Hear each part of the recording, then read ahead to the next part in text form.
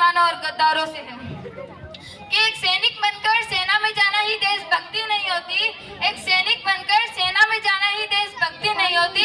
आजादी की बात कुछ और थी और आज की बात कुछ और है। तब हम झांसी की रानी लक्ष्मीबाई से लेकर शहीद राजवीर भगत सिंह तक और चंद्रशेखर आजाद से लेकर महात्मा गांधी तक इन्हें हम देशभक्त कहते हैं। लेकिन आज मैं कहूँ तो देशभक्त किसे कहूँ, इस युग में कहूँ तो देशभक्त किसे कहूँ कि अपने परिवार, समाज, राष्ट्र के प्रति समर्पण का भाव दिखाना ही देशभक्ति है।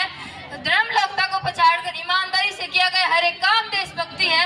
एक पत्रकार द्वारा अपनी पत्रकारी ईमानदारी से की जाए तो वो देशभक्ति है। और एक शिक्षक के द्वारा पैसों के लिए नहीं बल्कि विद्यार्थी को आगे बढ़ाने के उद्देश्य से पढ़ाया जाए तो वो देशभक्ति है, तो वो देशभक्ति है। ये हर एक देशद्रोही के जीवन में आने वाला तूफान देशभक्ति है। तो मैं इन देशद्रोहियों को कहना चाहूंगी कि ए हवा में जहर घोलने वालों, ए हवा में जहर घोलने वालों, दिशाएं हमारे इशारों पर चलती है। तुम क्या तस्वीर बदलोगे मेरे हिंदुस्तान की? इन शहरों की जिगर में माँ भारती बसती है, इन शहरों की जिगर में माँ भारती बसती।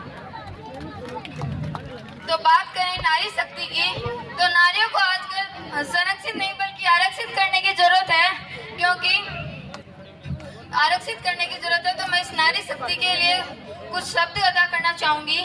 इस वतन की रक्षा का हक हम लड़कियों को भी है, इस वतन की रक्षा का हक हम लड़कियों को भी है। इतिहास की किताबें उठाकर देख लो, जिनको भी हमारी काबिलियत पढ़ सके, जिनको भी हमारी काबिलियत पढ़ सके।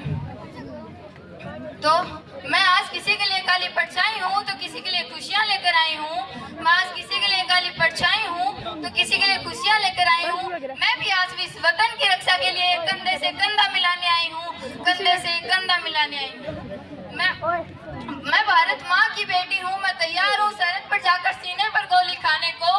मैं भारत माँ की बेटी हूँ, मैं तैयार हूँ सरहद पर जाकर सीने पर गोली खाने को।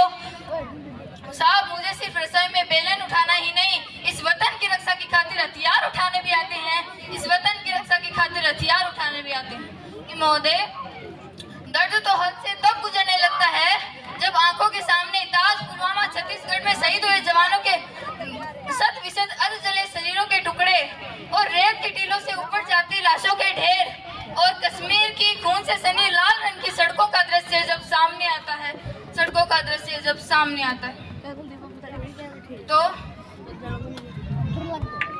महोदय हृदय तो उस दिन ही फट गया था जब एक